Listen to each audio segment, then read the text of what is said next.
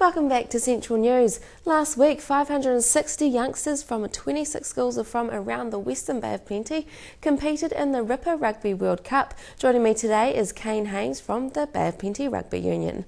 Kane, it all started last week. How did it all go last Wednesday for the first Rippa Rugby World Cup?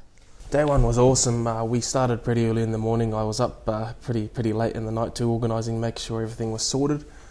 But day one was awesome. There's a lot of music, a lot of kids, 520 kids all running around playing Rippa Rugby. All the parents on the sideline supporting and all the teachers yelling out as much as they could, last minute coaching tips. The day went really well, and there's a lot of support from ANZ who set up a tent there with some skills and drills and promoting a kid running on the ball to one of the Rippa Rugby World Cup games, 2011. And also there was some good support there from Eastpack as well. Fantastic. Sounds like there's heaps of excitement. How much excitement is there from the kids to finally be able to take to the field?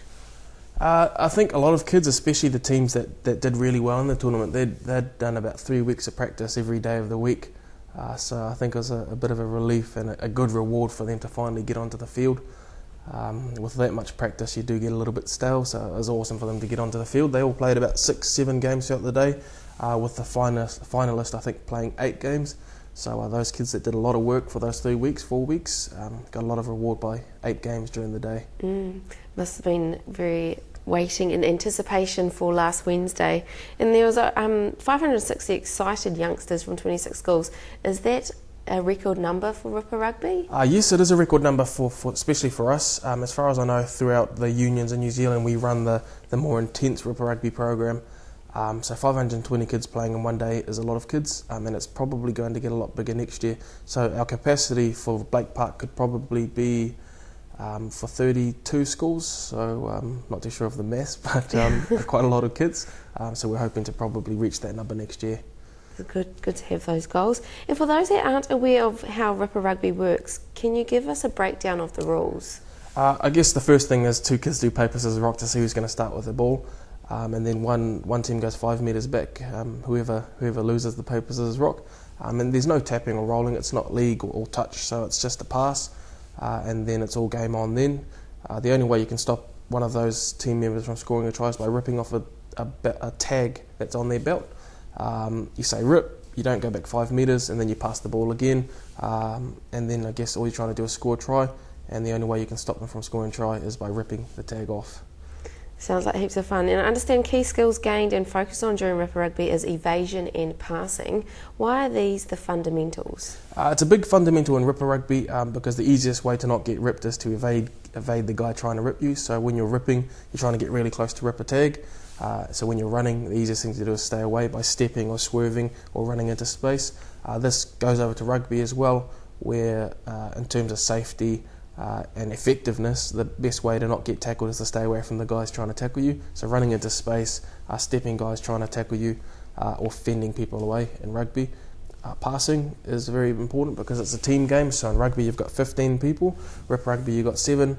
So if someone else is in space, it's easier to pass to them because they're in space, or instead of running across the field, so stuff like that. So it's more of a team game, so passing is encouraged, and obviously easiest way to stay away from someone ripping you or trying to tackle you is to evade them.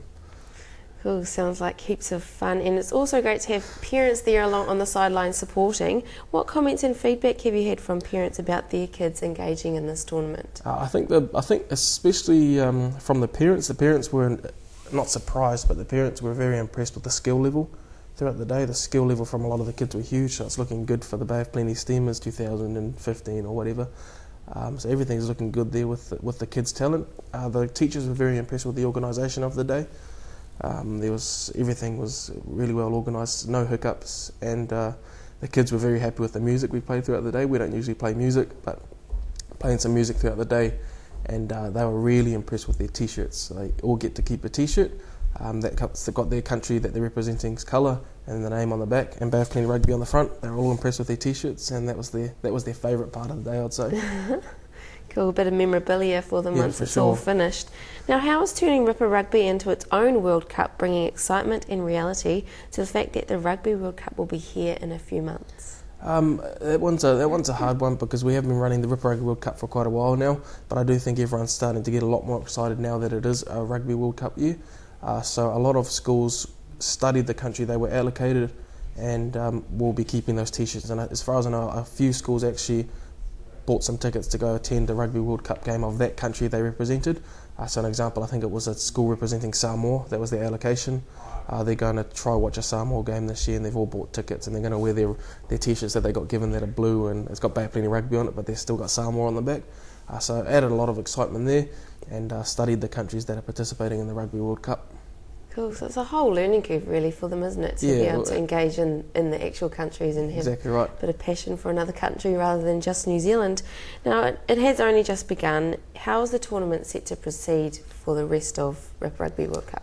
So Eastern Bay of Plenty in Whakatane is this Wednesday, Central Bay in Rotorua is the week after that, then we have Bay-wide Rippa Rugby in Paengaroa the Wednesday after that.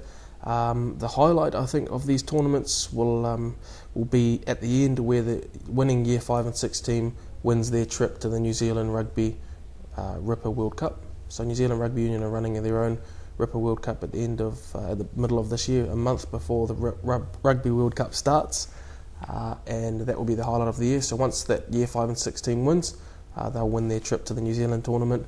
And I definitely think that'll be the highlight of everyone's year, seeing our Bay of Plenty team compete in that Rippa Rugby New Zealand World Cup. Thanks, Kane, for coming on the show today and telling us all about Rippa Rugby. There you go, Rippa Rugby World Cup is well underway. It's great to see the community involvement. If you want to know more about what the Bay of Plenty Rugby Union is doing in the community, check out their website, boprugby.co.nz. After the break, Trust Power are in Offer Zone.